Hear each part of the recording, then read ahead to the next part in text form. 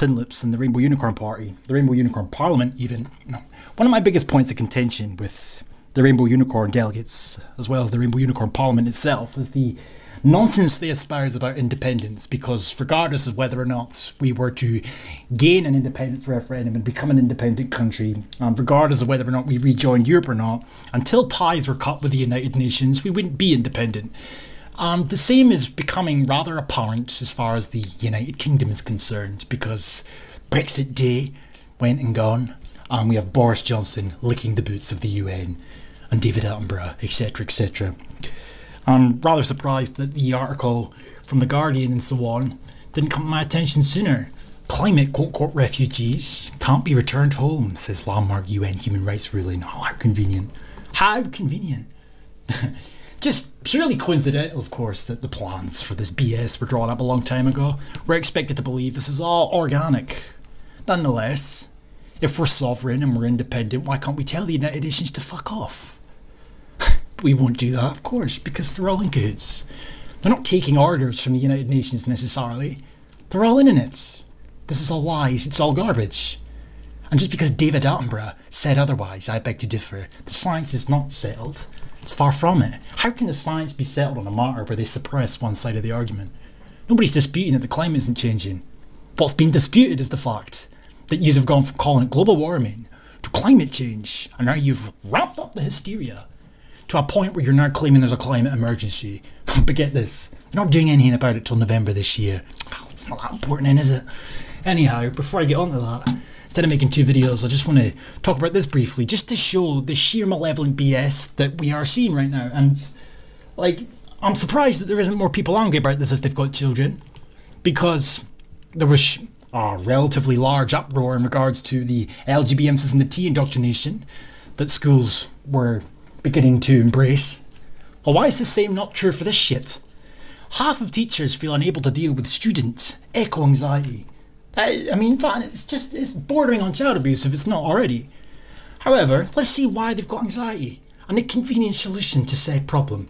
Half of teachers feel ill-equipped to deal with student anxiety around climate change. Now, why have they got anxiety around climate change? Well, it's because they've been taught it in school.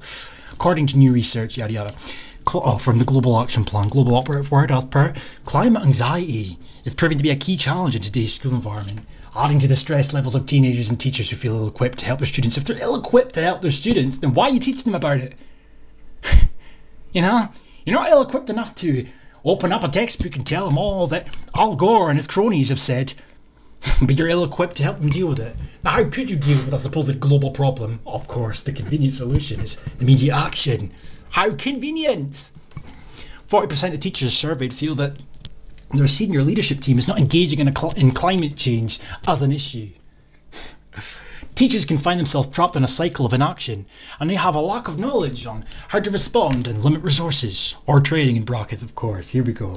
There's the end for the so-called experts, activists realistically, to come in and do what they do best, completely disregarding everything that got these teachers to where they are, and completely reshaping their worldview, so they know how to act, what to say, and what to push. A bit like the BS they tried to peddle about teaching children empathy. No, it's pandering. It's basically teaching children to embrace white guilt. It's teaching children to embrace pandering. Teaching children to see the world through the lens of a progressive, quote unquote. You can't teach empathy. And you sure as fuck can't be well equipped to teach children how to deal with the anxiety that you yourself are forcing on them. How about closing the textbooks and calming the children down? How about telling them they're not going to die unless we embrace worldwide domination, aka communism? You know, that might help. With so many teachers feeling ill-prepared to deal with eco-anxiety, this can lead to paralysis and feeling that the subject is too tough to tackle. Well, stop talking about it then. That'd be a great start. The lack of action by schools compounds the problem and creates a cycle of anxiety among young people. So let me get this straight. The children are being taught that they're going to die very soon because there's a global pandemic or a global emergency. They've got anxiety due to inaction. So the solution to quell said anxiety is action. How convenient. Nicola Sturgeon couldn't have said it any better herself or written it any better herself. 91% of the students surveyed would like to see their school doing more to engage with them about the issues around climate change. Well, maybe giving them the full picture, that'd be a start, instead of teaching them one side. A new campaign called Turning Anxiety into Action From online teacher resource hub Transform Our World, transform being the operative word, rather sadistic word if you ask me, hidden meanings and all that. And the Global Action Plan, operative word again, working with a specialist psychologist, of course, I've designed an introductory guide called Turning Anxiety into Action, which will be hosted on the Transform Our World site. The guide is for teachers to help them manage student eco-anxiety. So you are generating anxiety among students. Now you've got the solution to quell said anxiety. That is brainwashing 101. Problem, reaction, solution. You know, this is a far cry worse than teaching children there's umpteen different gender identities to choose from. This is worse than teaching children that porn's acceptable and heart rim, etc, etc. This is bordering on child abuse. And it just goes to show the levels these people will stoop to. You know, they've dumbed down society with their social engineering, and now they're working on our children. And in Scotland, I don't know about down south, but in Scotland, it's now enshrined in law because Nicola Thinlips can't waddle about Holyrood and wherever else she goes on her taxpayer-funded plane trips. She can't go anywhere without repeating what the UN's told her to. These people are all incapable of doing anything themselves. It's becoming rather apparent. The guide is for... sorry, I've read that. Luke Wynn... The guide is for teachers to help them manage student anxiety and facilitate conversations about climate action. And of course, will this encompass the social justice element as well as, yes? Because it's always interesting to know how when they talk about so-called climate change, they love to peddle crap about climate justice. They love to peddle all the same communist rhetoric with a green tint. Luke Wynn, head of youth and schools at Global Action Plan, said, "We work closely with schools." Of course you do. Hence why the children are now feeling anxiety and have listened to what they're telling us. They're worried and unsure of how to respond to climate anxiety. Oh, well, maybe you should think about that before you sit down with a classroom and say that because of quote-unquote white people, the world's going to end. We've worked with partners across the Transform Our World Hub to both design and curate a collection of resources to help teachers feel resilient and ready for the challenges ahead. Fucking sadistic, malevolent, rancid, abhorrent. The Transform Our World Online Teacher Hub has been launched with support from the I Will Fund to help achieve the I Will campaign's goal of making youth social action. Yes, exactly what I was talking about 2 seconds ago. The norm for as many young people as possible. That going hand in hand with the enshrined UN CRC into law, it all makes a bit more sense. You see, children complain that not enough action's been taken. It's enshrined in law that their opinions need to be taken on board when it comes to policy making. So if they turn around and demand action on climate change, the government gets to go, well, we've got to listen to the rights of the children, we've got to listen to the views of children. And at the same time, they're being taught all through school to come out the other side of it with pointless qualifications, if they get any at all. But more importantly, more fundamentally, they end up being little activists for the future. And of course, we can sleep's empowering. Tackling the root, sleep easier tonight though, because it's empowering. Tackling the root causes of the climate breakdown, what whiteness, toxic masculinity, and biodiversity loss through social action. Oh yes. Let's redistribute our wealth. Rejuvenate the biodiversity by redistributing our wealth. Good one. But it's okay, David Attenborough and Boris Johnson, they got the scoop. Boris Johnson vows climate action after blistering attack by SAC chief. Now, I don't know the ins and outs of what Britain has done to reduce their emissions over the past several years, but I do know that they've done a lot more than some out there. But still, that's not good enough. Why? Because Greta Thunberg and David Attenborough said so, or because some dickhead that's been sacked from the UN said so. Who the fuck are the UN anyway, as I said? What did they do? They just sit there and bark orders. In a letter to Mr. Johnson, Miss O'Neill, promised to lead from the front and asked me what was needed. Money, people, just tell us. Sadly, these promises are not close to being met. Whoa. Oh, he's not doing enough. Slap him on the wrist. I presume you sent a similar email or letter to India, China, no? Of course not. This isn't a pretty place to be, and we owe the world a better living. We owe the world a better living. Interesting turn of phrase there. She said the PM had not convened the Cabinet Subcommittee on Non-Existent Man-Made Climate Change that he had promised, adding that the government was miles off track in setting a positive agenda for the November summit. Conveniently placed in Glasgow. Anyway, and that promises of action are not being met. Oh dear, but it's okay. David Attenborough knows to stoop. Why does a BBC narrator get to sit there and play the role of an expert? This is the same prick that was faking walruses falling to their death because of climate change. This is the same dickhead who wasn't concerned about the children 10 years ago when I was a child. We know as a country, as a society, as a planet, as a species, we must now act. Of course! Here we go again. They just immediately jump to this is already settled. You know? Maybe if they spent less time sitting there on pumping out BS and getting arseholes like Ginger Harry and David Attenborough to repeat what everybody else has already said up to this point, why don't you provide the data? Oh yeah, I forgot. You can't do that without peddling fabrications or lies. Like, take the Australian bushfires, for example. You're still peddling the line that it's climate change. And we know it's not. There's a multitude of factors that have played into that.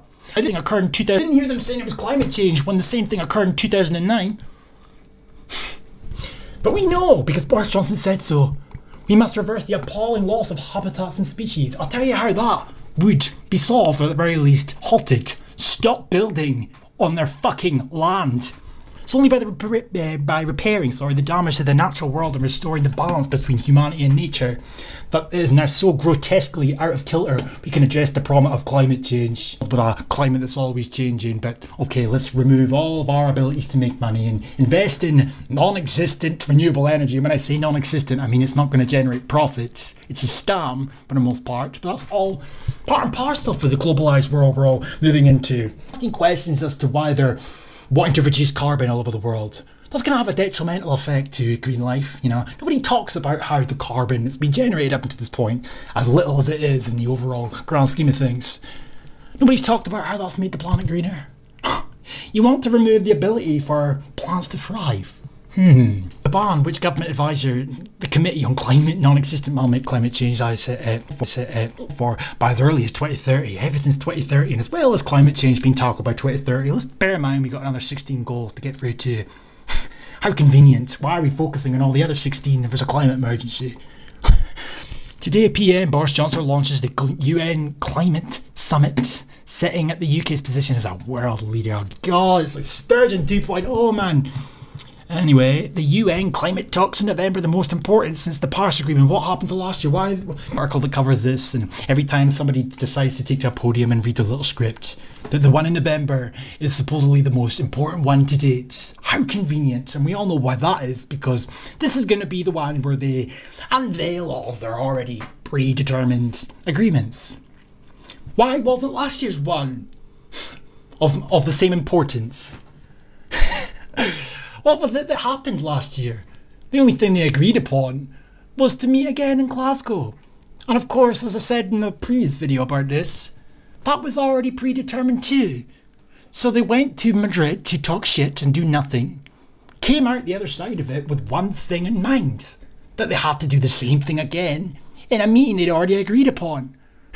And of course, how did they all get to Madrid? I wonder how much CO2 that emitted. These people do not act as if they know something we don't know. That's bullshit. Bullshit. Anyway, countries are expected to deliver more ambitious domestic plans for cutting greenhouse gases by 2030, of course. As current proposals are not enough to prevent dangerous temperature rises, you're just lying. You're fucking lying.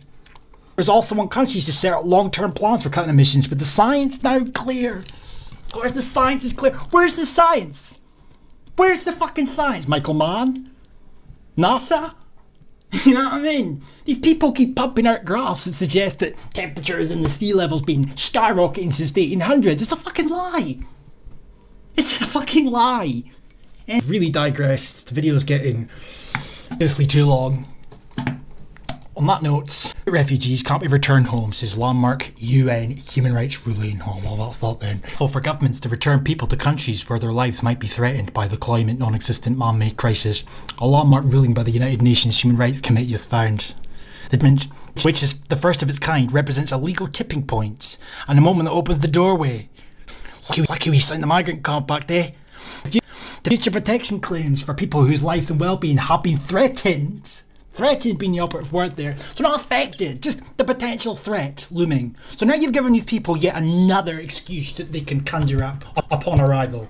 Thanks for telling the whole world that Europe is open for business, and you've just given them another excuse to add to their little notepad quotes. The committee's ruling opens the way for other claims based on the threat to life posed by the climate non-existent man-made crisis. Receiving states may expose individuals to a violation of their rights, and how convenient that we've all integrated human rights adaptations into our legal system. There will be a trigger of international responsibility for other governments not to return.